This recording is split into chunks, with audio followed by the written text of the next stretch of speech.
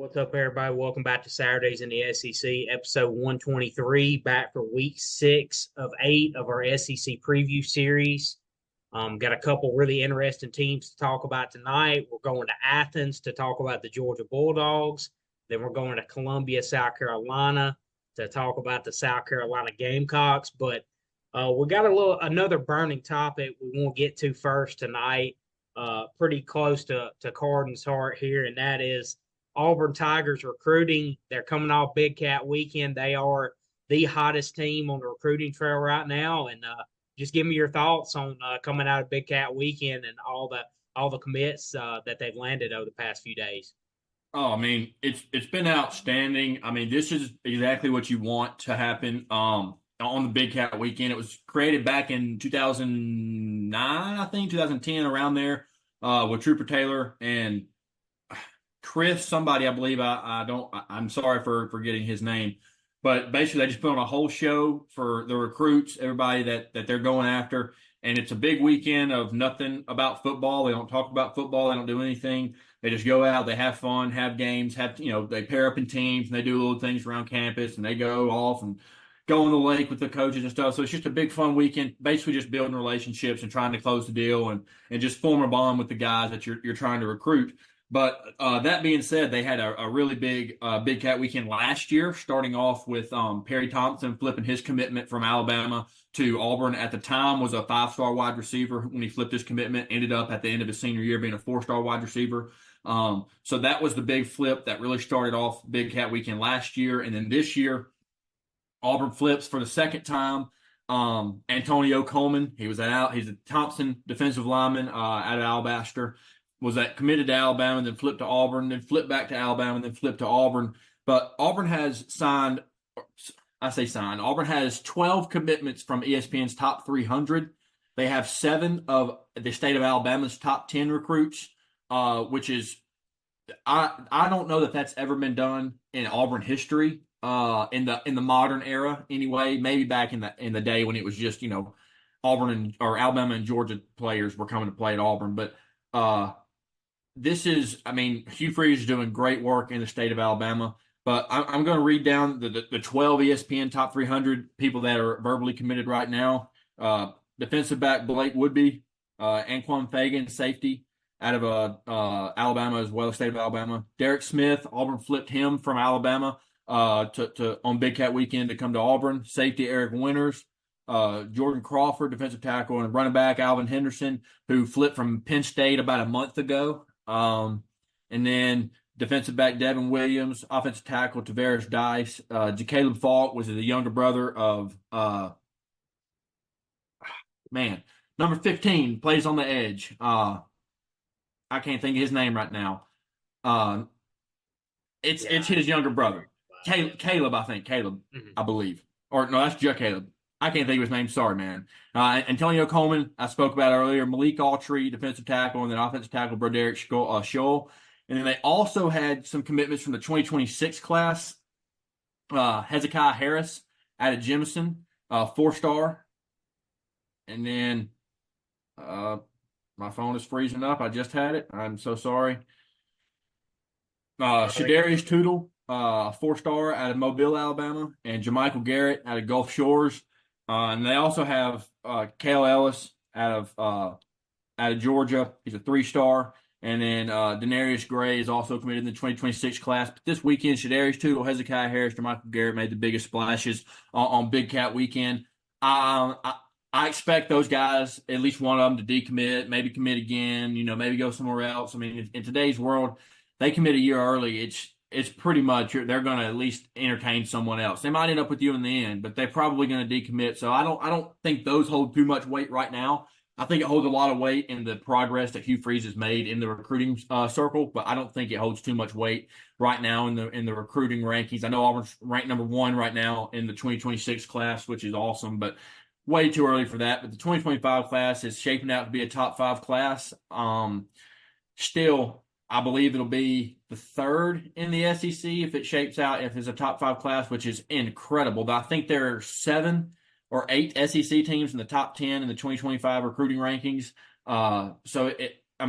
it just shows you the SEC is the best. Clearly, we know that. But yeah, Hugh Freeze is doing some work.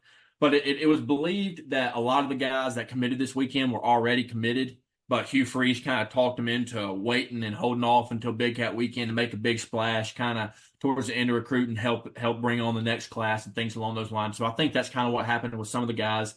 And then obviously you had some of the guys flip. That was unexpected. But he's doing a great job. I have not seen Auburn recruit this well inside the state of Alabama. That's what I'm most excited about. Yeah, I love all the outside talent coming in, but recruiting in the state of Alabama, that's where you win. I mean, they grow up around the game, the Iron Bowl is what I'm alluding to. They understand, what it means. That's the end-all be-all when it comes to Alabama and Auburn football. You win that game, you're happy. You lose that game, you're pissed off. I mean, yeah, Bama won the national championship in 2017, but I know it still burned them a little bit that they know that one of their losses came to Auburn. So it's just that game means so much. Recruiting against that school in the state, so they understand what it means.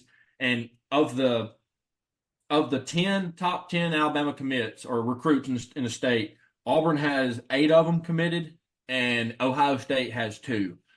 Now, that's not knocking DeBoer. Clearly, look at his classes. He's got an outrageous class. It's just coming outside the state of Alabama. But it's just crazy to see as an Auburn fan the flip of what the recruiting was or has been the last 7-8 years to what it is now. And you can see the groundwork that he's laying.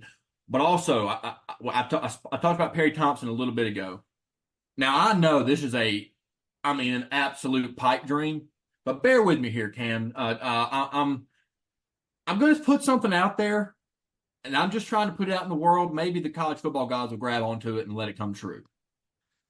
You would say that Julio Jones was the turning factor in Alabama football and the dominant run that they began to have. Would you agree? Yeah, 100%. I mean, Okay. he's if you have to pinpoint one guy, like he's the guy that quote turned the tide. Really, like Absolutely. he Okay. was the What high guy that school got did the he go ball to? wrong. Yeah, What high 100%. school did he go to? Foley. Okay. Now, Cam Coleman is the guy that's the freshman coming in this year. It's no longer Perry Thompson. He's still one of them, but Cam Coleman is the guy. But Perry Thompson flipped his commitment to Auburn from Alabama last Big Cat weekend, and it really set the Auburn recruiting trail on fire. That he really started it up. He also was a 5-star at the time when that happened from Foley High School, Foley. playing the same position. Is Perry Thompson the recruit that turns Auburn into a powerhouse? Can it be? Yeah. I mean, hey, they've been recruiting really well since then. So, I mean, obviously things have really picked up. So, I mean, I don't know if I'm gonna mark them down for 6 titles, but as far as getting them going in the right direction, I certainly believe it's done that for sure. I mean, at least recruiting wise, I mean that's where that's where it starts. I mean, it starts on the recruiting trail, and I mean they've been trending in the right direction ever since then. And like you said, top 5 class, really impressive. Are already making good ground in 2026. And like you said, it's a long ways out, but I mean, the fact that you're already kind of laying the groundwork, I mean, is still positive. I mean, regardless of how far out it is. And but yeah, I mean, got a really good shot to land a top 5 class. Honestly, not counting them out for the other 2 guys in the top 10 in the state. And Yeah. I mean, not to make this about Alabama or Kalen DeBoer, but I don't. I don't know if there's ever been a class where Alabama's potentially, I mean, very likely going to have a top 3 class. Mm-hmm. And not get one guy in the top 10 in their state. Like, that's crazy, honestly. Like, that is wild. I don't know. I have no idea if that's ever happened or not before. You wouldn't think that's happened very often. I mean, no. How often is Georgia going to have a top 3 class and not get a top 10 guy in the state? So yeah, you at least got one. But yeah. And very well, these guys could flip by signing day. We all understand how that goes. They got till December to early enroll. You never know what happens then. I mean, it's not an end-all be-all, but the way things are going right now, it's just crazy that isn't the case. But enough about Auburn. I know we're here to talk about Georgia and South Carolina. So we're going to jump right into the Bulldogs going into 2024. I mean, pretty much restocking, reloading what we've seen the last few years. I mean, they've lost some guys here and there, but on the defensive side, they threw in some linebackers through the fire last year, and they're going to be back ready to roll. So offensive wise, got Etienne coming in from Florida, transferring in. Got Carson Beck back. I'm expecting pretty much the same thing we've seen from Georgia the last 5-6 years. Probably a loss or two in there just with the new schedule, where they have to go, who they have to play, and not only who they have to play, but when they have to play them. Man, the games where they fall on these schedule, who they fall before and after, it plays a big role. So I think Georgia's going to have a good year, but I want to get your thoughts before we dive too deep into them. Yeah, I mean, obviously, the roster is exactly what you would expect, and I think this year, I'm just really impressed with the amount of returning guys that they have. I mean, there is a huge bulk of last year's team that's back this year, key contributors. I mean, obviously, start with Carson Beck at quarterback, one of, if not the best quarterbacks in the country, returning this year. I love how well rounded the roster is, offensively, defensively. There's not any holes on this roster. I mean, when you look at from a returning experience standpoint, obviously we know what they are talent wise. And then their coaching staff, there wasn't much turnover on their coaching staff. They returned both coordinators. I mean, there's just continuity at all levels in the program. From the coaching staff, support staff to the roster itself. I mean, just really impressed. I mean, there's a reason they're going to be the preseason #1 team. They have not lost a regular season game in the last 3 years. They've only lost, they lost one game in 2021. I believe they went undefeated in 2022, and they lost one game last year. So 2 losses in 3 years. I mean, it's incredible. But yeah, starting with Carson Beck, they returned 4 starters on the offensive line. No tackle spots with Ernest Green and Xavier Truss, return Bo Guards and Dylan Fairchild and Tate Ratledge. Breaking in a new center, Jared Wilson, but he's been in the program before, so feel like that'll be a fairly seamless transition. I love the moves they made in the portal. Offensively, you talked about Trevor Etienne, bringing him in from Florida. I think brings a little bit different dynamic than maybe they've had the last year or two there at running back. I mean, I think he's going to have a great year with them. I love Ben Urasek at tight end from Stanford. He's going to pair there with Oscar Delp and Lawson Lucky to make a great tight end room. I mean, to have this quality of tight end room after losing Brock Bowers, I think is extremely impressive. They brought Colby Young from Miami at wide receiver out of the portal, and London Humphreys from Vandy, who kind of looks like a clone of what's his name from last year. I can't think of his name off the top. I've lost track of his name. But gonna play slot receiver for them. So I love the moves they made out of the portal. But offensively, I think it's going to be one of the best offenses in the country. I think Mike Bobo was a great fit last year. Seamless transition in his first year. I just love how balanced they are, run and pass. I mean, it's one of the most efficient offenses in the country. I expect that again this year. They're going to be extremely explosive. Yeah. So were you talking about McConkey?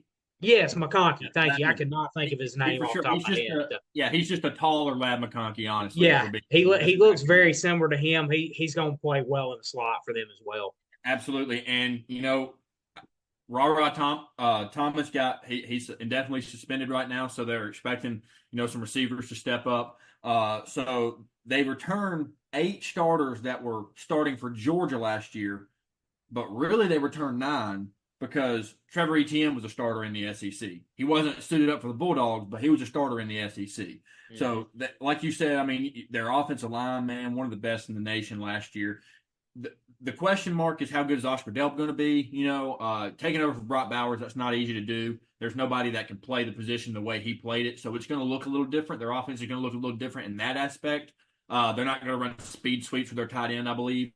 Doubt that happens anymore. They're probably going to have somebody else out there. But the things that they do are still their base. Our offense is still going to be the same. Defensive wise, last year you had C.J. Allen, Warren Brinson were kind of thrown into the mix as younger guys. Not Warren Brinson, he was an older guy, but didn't start many games previous to that. But C.J. Allen was thrown in there as a freshman. Jonel Aguero was thrown in there as a freshman last year, played some games. You got Dalen Everett coming back. Julian Humphreys expected to make a big splash. They definitely don't have lack of depth at the cornerback position there at Georgia. They lost. That's where their biggest hit was on the defensive side of the ball from last season was their defensive backs. I believe they lost 3 of them.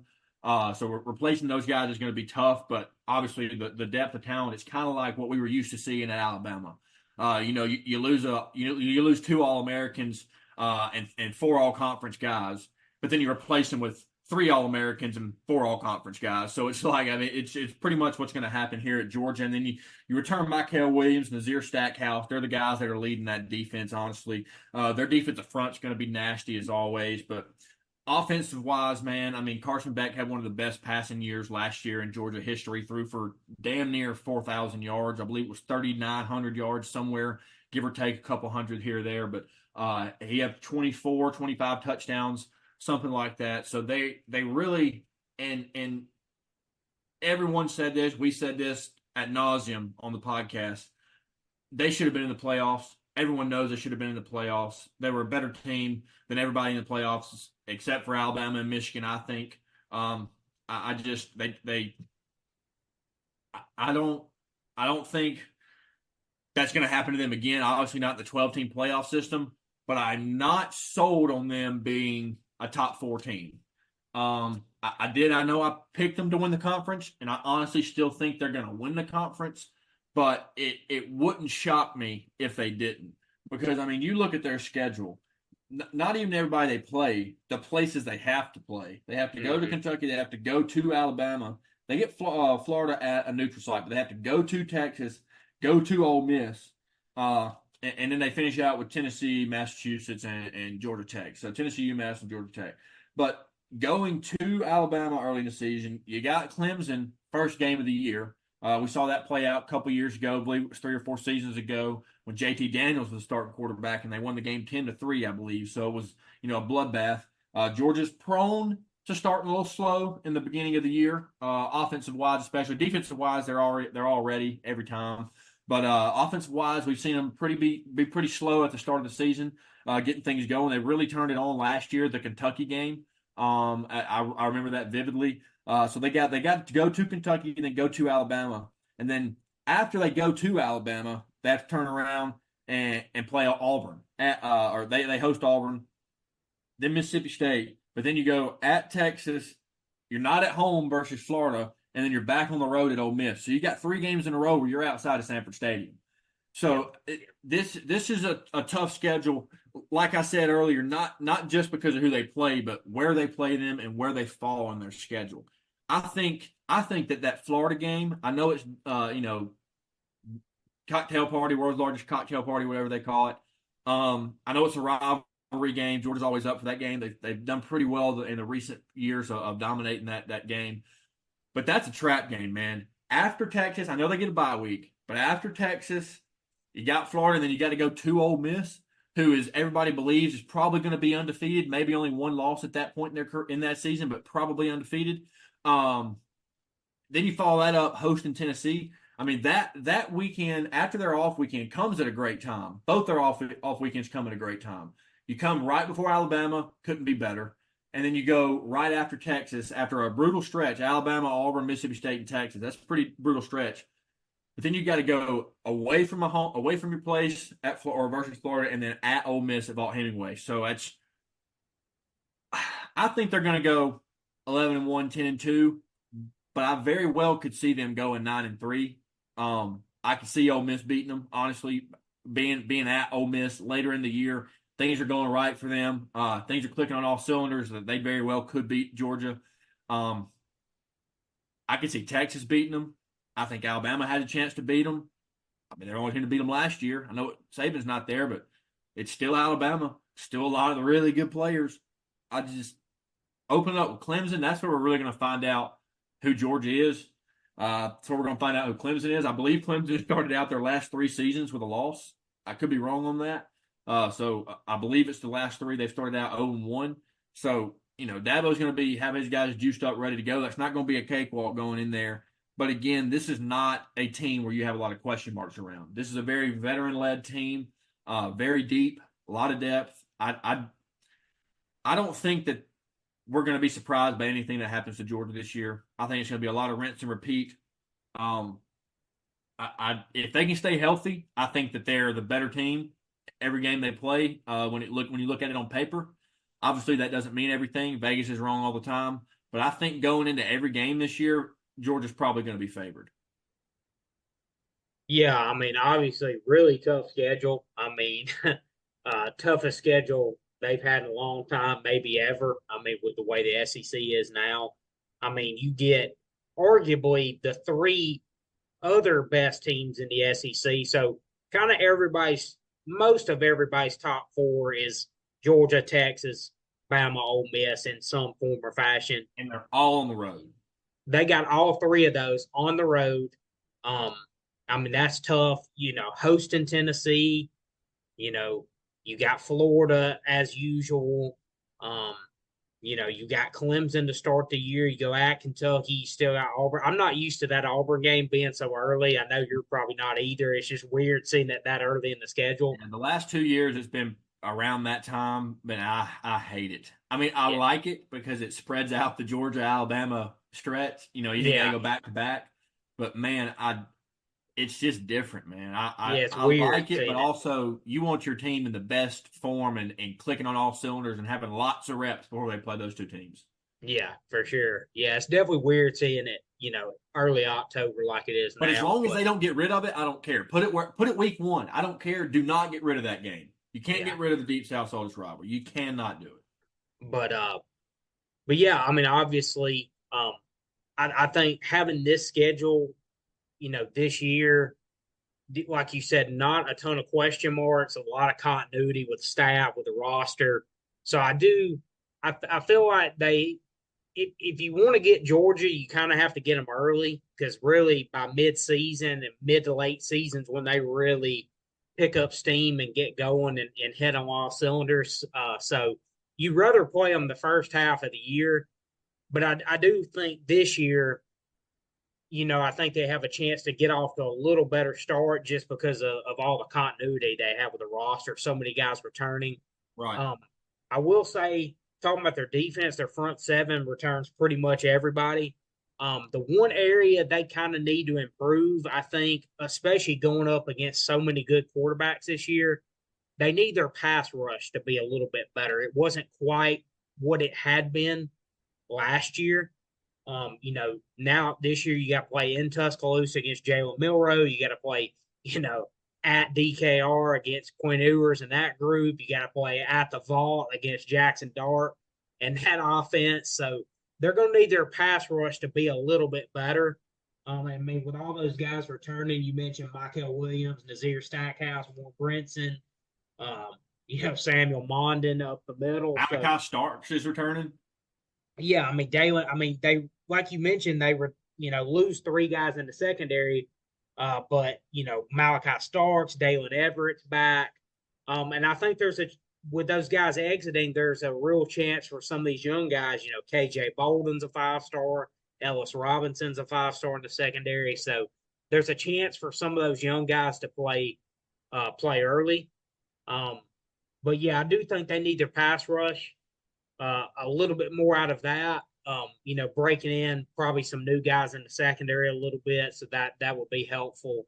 I mean, it's still very, very good. Their defense has been great, but I mean, if there was one area to nitpick a little bit, I think that would be you want to see a little bit more pressure on the quarterback getting home there. But yeah, I agree with your assessment though. I mean, if they went 9-3, it wouldn't be shocking at all. And I think if they go 9-3. I think their 3 losses are Alabama, Texas, and Ole Miss. At the end of the year, you look at that. 2 of those teams are going to be in the SEC championship game. I predicted it would be Texas and Ole Miss, I believe. And if I didn't, I predicted it would be Georgia and Ole Miss but I did predict Georgia or Ole Miss to be in the conference championship. I know I had Texas at one point, and I changed my mind. I had Georgia, I believe. But I know I had Ole Miss in there. But then you look back at the end of the year, if they have 3 losses, they go 9-3. They lose to Alabama, Texas, and Ole Miss. Well, all 3 of those teams are probably going to be in the playoff.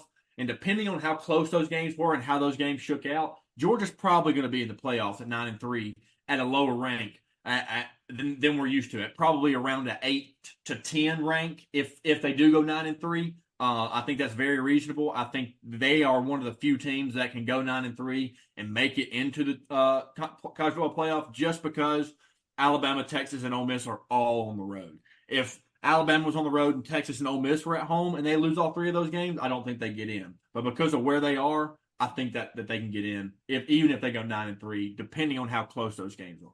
Yeah.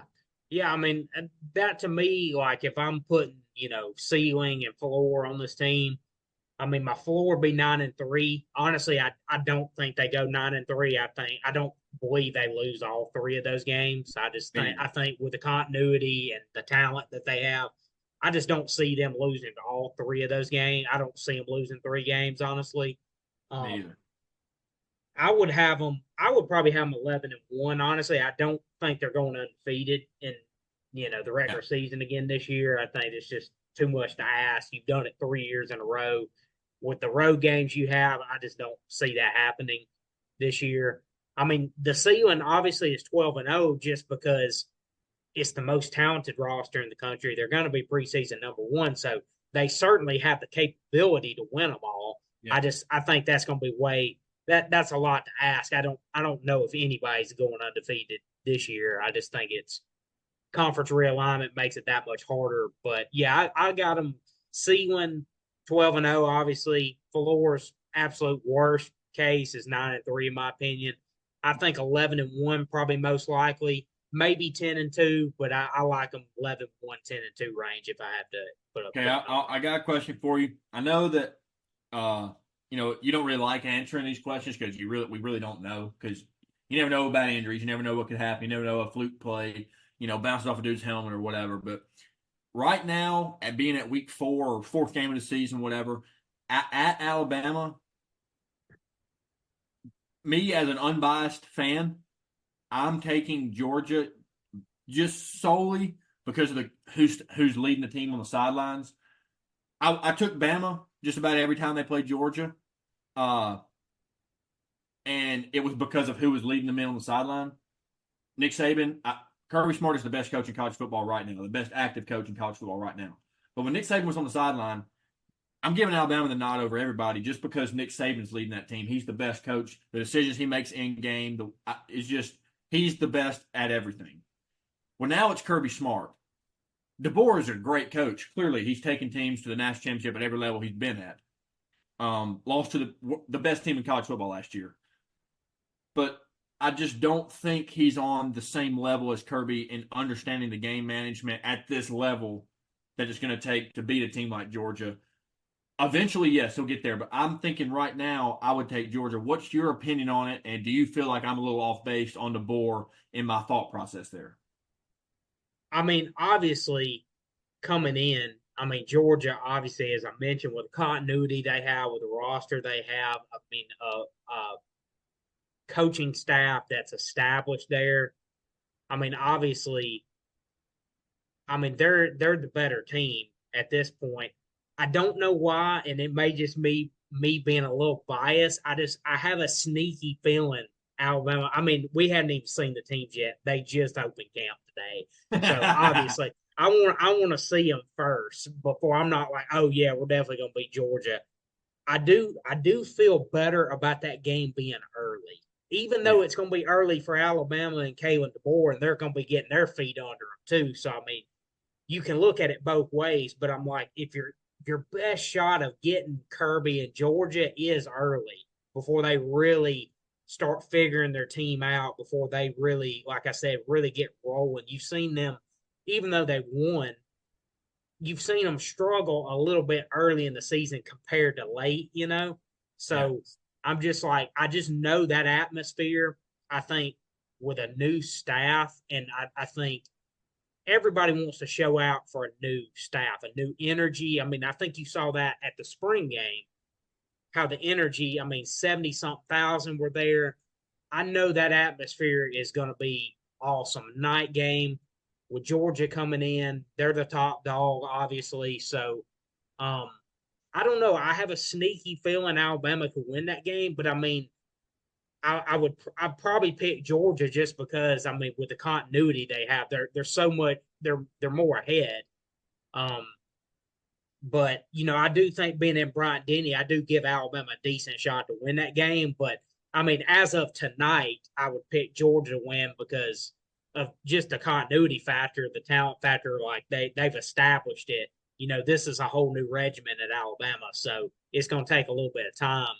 Um, I will say this. I mean, you know, obviously he hasn't done it in the SEC yet. He hasn't done it at Alabama yet. But I think as far as X's and O's wise, I don't think Kalen DeBoer takes a backseat to anybody as far as X's and O's coach. I mean, I really do. Obviously that doesn't mean he's going to beat Georgia in this game, or doesn't it doesn't. I don't know if I don't want to say it doesn't have an impact on this year yet, but it hasn't happened yet. So I think as a game day coach, Kalen DeBoer's right up there with anybody. But you'd have to give the Georgia edge right now just due to those factors, and Kirby's established this as a juggernaut. And I think on the flip side, on the same coin, though, offensive wise, DeBoer takes a back seat to nobody X's and O's wise. On the flip side, Kirby defensive wise takes a back seat to nobody X's and O's wise. So that 100%. game right there is going to be a chess match of all chess matches, which Saban was the same way, but he was a defensive mind too, and it was just two defensive minds really duking it out. But now it's that those games are going to be really, really enticing. Obviously, they always carry playoff expectations on them. But with the chess matches between the two coaches now, because they're not the same type of coach, you would say they're definitely two different types of coaches. Their philosophies are a little bit different, but what they're known for is the complete opposite sides of the football. So those games are going to be some top notch like they've always been, but in a different way. What I love too, and really this goes for both teams, but I mean going in that early, having that big of a game that early in the season, to me is such a good measuring stick the rest of the season. If you're Georgian, you can go win at Bryant Denny, regardless if it's Saban or Kalen DeBoer first year. Like, you can go in there and win at Bryant Denny. You can beat anybody. And we know Georgia can beat anybody, but I think it's just it would be such a boost of confidence for your team to go in, get that win on the road early in the year. That just boosts you for knowing, like, hey, if we can go in and beat Alabama in Tuscaloosa, we can beat anybody. And the same thing for Alabama, Georgia coming in, like, hey, man, I mean, what a boost of confidence it would be for that team with a new coach is we beat what's going to be likely the number one team coming in. Like, hey, if we can beat them, like, what's that going to do for their confidence going forward the rest of the year? So to me, it's just such a big measuring stick game, and just a game that could give both teams a huge shot of momentum and a big feather in the cap for the playoff, playoff race. Like, whoever wins that game, I mean, that's going to be such a big win on your resume going forward the rest of the year. I mean, you're going to have one of the best wins in the country. So, yeah, to me, that's such a critical game, obviously. Going to be one of the games of the year in college football, and Georgia's going to have several of those on this schedule. There's no doubt about it. Absolutely. And you said you're probably going with 11-1. Like that's your most confident guess if you were to guess right now today. Okay. So in your 11-1, I know we said the three that it would probably be, but in your 11-1, who is the team that beats Georgia? I would say I think sitting here tonight, I think I'd say probably Texas going at Texas. Like us, not early in the season, but right there on the 19th of October, kind of coming off, a 4-game stretch in a row. That's the very end of it. Mm-hmm. Probably going to be a night game, I'm sure there. And I just think that with Sark's offense and his schemes, and he's got the quarterback and the weapons on the outside, I just think those are the kind of offenses, those are the kind of quarterbacks that give these defenses, the biggest challenge. I mean, what beats a Nick Saban, a Kirby Smart defense? It's a quarterback that can make plays down the field, a guy that's experienced, that's going to be accurate, that's going to be on time. You got to have some guys that can win man-to-man coverage. Texas has got those kind of athletes to do that at home, and Sark is, in my opinion, the best offensive mind in the country. I mean, with his formations, that the way he can get the ball in his playmakers' hands, I mean, he is just as good as anybody at doing that. So I would say right now, I just think Texas, with their passing game, with Quinn Ewers and the way he's playing, and the skill they have on the outside with Sark, pulling the strings, I would have to give Texas probably the best shot right now. And that being in the middle of the year, when the talks are starting to really ramp up, somebody might win the Heisman on October 19th, because Quinn Ewers and Carson Beck are both favorites for Heisman talk right now. One of them has a Heisman moment game. They could very well seal the deal on the Heisman October 19th. Now, obviously, if they go on to lose 3 or 4 games after that, both teams, whichever it would be, it would not be that way. But they might as well name that game the Heisman game, because it's the 2 best quarterbacks, in my opinion, in the country going against each other. 2 Heisman finalists going against each other. 2 Johnny Unitas Award going against each other. Like all the quarterback awards you can think of, both of these guys are 1 and 2, depending on which list you look at. It might flip-flop back and forth, but those guys are 1 and 2. If not 1 and 2, they definitely top 3. So that's going to be a story in and of itself, on top of both teams probably being undefeated, all the playoff talk. The Texas being first year in the SEC, how are they going to handle the back-to-back SEC? Well, actually not. Played in 3, lost in 2, but former back-to-back national champions. Played in the SEC championship game last year, lost to a Final Four team. So all those talks going around, that game's shaping up to be potentially SEC game of the year. Potentially. Yeah, I mean, really, Georgia's got 3 SEC games of the year candidates, certainly. I mean, those are 3 of, some of the most important, as far as SEC championship race, playoffs concerned. I mean, appointment television on all 3 of these. I mean, it's gonna be unbelievable.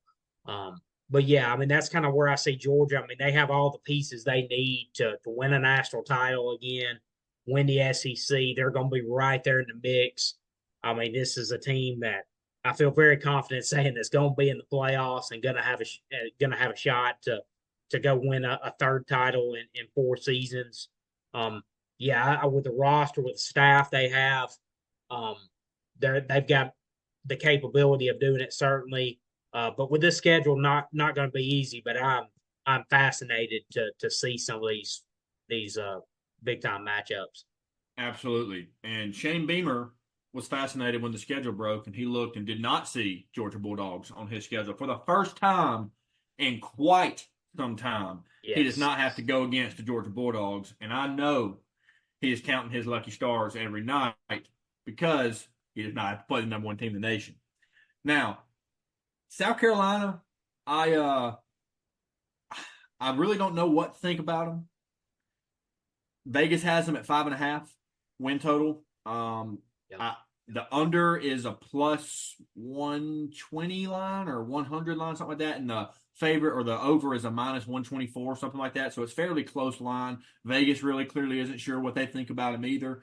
I think they have a chance to have some things go their way, and if that happens, we can look up and South Carolina could be 8-2 at some point in the season. It's a very likely possibility, or not a very likely possibility, but it definitely could happen. I mean, you look, they got to go to Kentucky. I think they have a chance to beat Kentucky if LaNorris Sellers is everything we think he is. They went out and got Rocket Sanders. They struggled running the ball last year. I believe they had 81 yards a game. Last year, they were the worst rushing team in the SEC by a landslide last year. Like way worse than Vanderbilt. Like for real, they had under 100 yards rushing a game. That is not a recipe for success in the SEC. And you had Spencer Rattler throw for over 3,000 yards behind a ghost runner. You remember ghost runner in baseball? He had ghost blockers. And Spencer Rattler still threw for over 3,000 yards. Now they have gone out and they've got some guys that they returned 4 starters on the offensive line. Trey Babaldi, I may be butchering his last name, and then Ja'Kai Moore, Rashawn Lee, Trevon Ball, and then they got Kason Henry. He's Lindy describes him as an often injured tackle, was first pick in spring game player draft. So that's fair. Last year, South Carolina, I am giving their ghost blockers a really hard time, but they were, just plagued with injuries all last season, really around the whole team. But their offensive line was plagued with injuries big time last year. But like I said, they do go out and get Rocket Sanders. You got Nick Harbor coming back. He's expected to make a big jump. Played a lot last year as a freshman, but he's expected to make a big jump. 6'5" guy who's a track star. The dude can absolutely run. They're saying he's still figuring out how to play at the SEC level and play the receiver position truly. But they expect him to make big strides this year. They're going to lean on him. And then you go on the defense side of the ball, and they return T.J. Sanders, Debo Williams, O'Donnell Fortune, D.Q. Smith, and Nick Imawari. Big fan of Nick Imawari. He was a sophomore last year. Had a lot of hype around him last year. Expected to get drafted this year in the NFL. So they got some guys returning. But, man, they got a lot of places and a lot of things to fix. Weapon-wise, like I said, they got LaNorris Sellers, and then Robbie Ashford's expected to be the backup. They said they're probably going to have packages for him throughout the season. But LaNorris Sellers is the one that's expected to take the reins. He's a redshirt freshman. It's his second year in the system. According to Josh Pate, the culture down there at South Carolina is absolutely awesome. Like, everybody loves it. Everybody loves being there.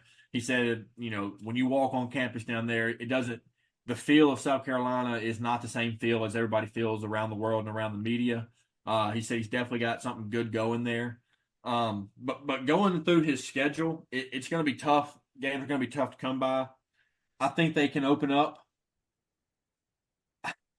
I think they can open up 2-0. I am high on Kentucky. I think Kentucky's going to beat them. But I think they could open up 2-0. But, man, you got Kentucky and LSU in your first 3 weeks. Yeah. Then you got Akron. And following that, you got Ole Miss. So in the first 5 weeks, you got Kentucky, LSU, and Ole Miss. Then following Ole Miss, you got Alabama and Oklahoma and Texas A&M. Then you get a break. You travel to Nashville and go play Vandy. You get a break a little bit. But then you got to go to Missouri. Then you get another break with Wofford. Then you got to go to Clemson. Now, we did see what they did to Clemson 2 years ago. I expect this team to be a little closer to that product-wise on the field. But like we've said about a lot of teams, I think absolute ceiling, 8-4. I think floor, 6-6, 5-7. I think they're going to be better than last year. Last year they went 5-7. I think they get to bowl eligibility this year. It's going to be hard to come by. But let's see. I think they get Old Dominion, Akron, Vanderbilt, Wofford. That's 4 wins right there.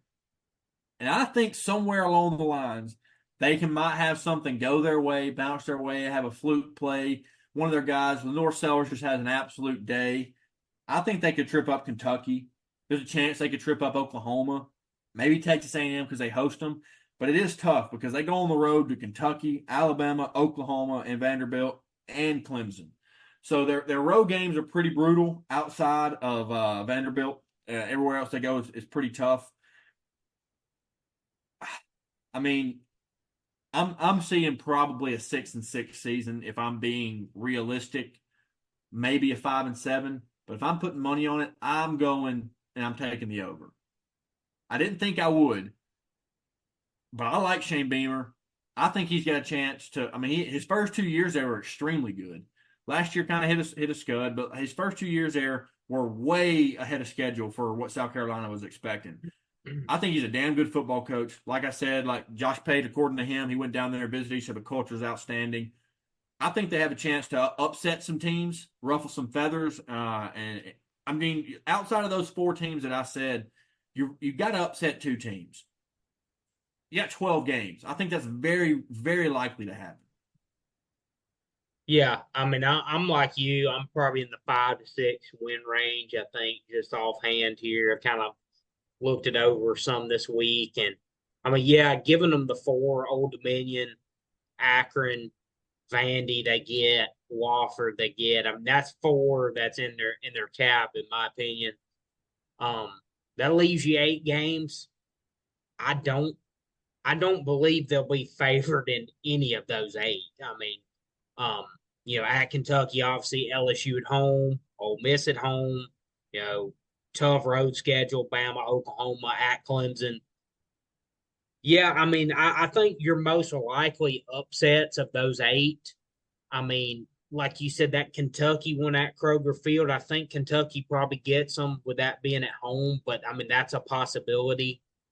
Um, I'm I'm not putting the LSU one out of reach. It's early, it's an early kick at Williams-Brice. I mean, always tough to go on the road in the SEC. Especially I feel like early on. Um, I don't know. I'm not giving it a huge chance, but I'm not putting it past them maybe there. And I think your other most likely ones I would say are probably A&M. You host them in November. You also do have Missouri late in the year. I think that's a possibility. I'm like you. I'm thinking 5-7, 6-6. I think they pull an upset or two. I think win loss White. They went 5-7 last year. They went 7-6 in 2021. His first year. Second year he goes 8-5, so definitely overachieved those years because he took over a 2-10 team from 2020. So first 2 years overachieved, took a little step back. They really, really were hampered by injuries last year. The offensive line was banged up, as you mentioned, was left a lot to be desired. I'm sure Spencer Rattler would say the same thing behind closed doors. Um, really, really went heavy on receivers in the transfer portal. You mentioned Nick Harbor, who's absolutely broken in college football 25, by the way, Yes, he 99 is. speeds, absolute burner on that game. But they brought in a Amari Higgins Bruce from Louisville, Jared Brown from Coastal Carolina. That dude's a Uh, baller. Caught yeah, 108 so passes. yeah, I mean they brought in quite a Two few speed. guys in the portal. You mentioned at left tackle anchored by Tree Babalade. I think that's how you say it. I'm going out of the limb. I'm putting in my pick for Tree Babalade. He is my first name all. He's first team all name at left tackle for me, 100%. Tree Babalade gonna be blowing guys off the line of scrimmage this fall. LaNorris Sellers, this is the guy you want protecting your blind side. You mentioned had no running game last year. I expect a much more balanced offense this year. Going to be probably more run first. I think they're going to really take advantage of LaNorris Sellers. Think they're going to use him in the run game, kind of get his feet under him a little bit as well. You're breaking in so many new receivers also. So I think they're going to take advantage of his skill set, um, and keeping a more balanced offense this year. I mean, certainly you couldn't be more unbalanced than they were last year. That's just kind of the way things had to be for them. We're replacing Xavier Legette, too, a wide receiver who had, arguably one of the best receivers to come out of South Carolina, certainly since Alshon Jeffrey. Um, Never forget that dude tearing Bama up in 2010. Man, that was crazy. But yeah, Xavier Legette went in the first round or early second round in the draft, so that's going to be a hard guy to replace. Defensive side of the ball, they returned 8 starters, which is huge for them for Clayton White, defense coordinator there. Up front starts with Alex Huntley, T.J. Sanders, Tonka Hemingway. They're going to really rely on those 3 guys up front that had a lot of production for them. Debo Williams, kind of an all SEC type of linebacker last year. He returns again. Secondary returns four of their five starters that they would play. Jalen Kilgore was a freshman All-American last year, so they're going to really rely on him in the secondary. Got a good safety duo, too, and DQ Smith and Emory Floyd. So, all in all, solid secondary. Got some really key guys up front and at linebacker. So, I think they're going to take a step forward defensively. They feel very good about that. And return both coordinators as well. He made some changes to his coaching staff at the positional spots. Brought back Sean Elliott, who was there under Steve Spurrier, longtime coach at Georgia State. He's back on staff. So they feel like they made some upgrades on the staff, but returning both coordinators is big. And as you said, really good culture up there. Shane Beamer's built a nice program there, overachieved it the first 2 years. Took a little step back last year, but I think injuries played a role. Win loss wise, I think they're going to be fairly similar. But I like the roster all in all. They're really good in some key spots, and really challenging schedule though. So I'm excited to see what they can do, and excited to see what LaNorris Sellers can do. They've already named him the starting quarterback coming out of spring, so excited to see what Beamer can do. And obviously, he's a very likable guy. He's a fun guy to pull for. I'm hoping they have a good year there. And I think we're going to find out early, too, what they can do having Kentucky, LSU in the first 3 weeks. If they can make a little noise early, South Carolina usually picks up steam in the second half of the season. So if they can, maybe pull a few surprises early, it could be fun in Columbia. Yeah, they have 7 preseason top 25 teams on their schedule. Now, that doesn't mean that all 7 are still going to be ranked when they play, but they have 7 preseason top 25 teams. That's absolutely brutal. But listen to this. This might be the craziest thing of all. This could be a good thing. This could be a bad thing. They do not have a receiver on roster who caught 12 or more passes in a South Carolina uniform last season. Yeah. Not one. Not one player that played on South Carolina last year as a receiver caught 12 or more passes. So they overhauled that wide receiver room like you talked about. He went portal heavy. So that could be a good thing, and that could be a complete 180 from what they were last year, which they were pretty good in the passing game. But they could put out some big numbers along with a better running game, or that could be worse, and they could go the complete opposite direction and fall apart at the wide receiver position. So it could go either way. But not having a guy that caught more than 12 passes for your team last year is insane. Yeah, I mean, they completely overhauled that room. Another room they overhauled too that I didn't touch on offensively, but it's the running back room. They brought in 3 running backs out of the portal, led by Rocket Sanders from Arkansas, was injured last year, so didn't quite have the 2023 that he wanted. Was banged up, but 2022 he was absolutely awesome for Arkansas. I mean, this is a big pickup. If he can stay healthy, this was a running game that was no running game last year. Yeah. Under 100 yards a game, you're not running the ball at all. Whether you could or couldn't, I mean, they didn't have a good offensive line, so they probably couldn't anyways. You had to rely on Spencer Rattler, but love the addition of Rocket Sanders. As I said, this is going to be more of a run-first type of offense that you would expect with LaNorris Sellers at the helm. Returning some guys on the offensive line and not having the experience at receiver, at least in your program, that will tend to lean more towards more of a run-first offense. And as I said, that really fits LaNorris Sellers' skill set a little bit more. They added Oscar Attaway, too, from North Texas at running back, and Jawarn Howell as well. So, yeah, they brought in a lot of transfers offensively, and like I said, I think it's going to lead to a more balanced attack for them. Absolutely. You got anything else you want to cover? Just really want to thank everyone for tuning in. Be sure to like and subscribe to our YouTube channel. Seasons we are 1 month away from week 1. Tonight's July 31st. Week 1 kicks off August 31st. It's almost here. We've gotten through the toughest part now. Most teams are kicking off fall camp this week. Alabama kicked off today. I was reading South Carolina starting their fall camp tomorrow. I'm sure it's the same for a lot of schools. Are opening fall camp this week. So as I said, we made it through the hardest part of the summer or the off season. Now we're getting to the season. Couldn't be more excited for that. And just be sure to follow us too on Twitter at Saturdays_SEC. And like I said, leave some comments on our videos. Let us know what you think, what y'all predictions are for these two teams or any of our other previews we've done so far. And we'll see you guys back next week for part 7. Thank you, guys.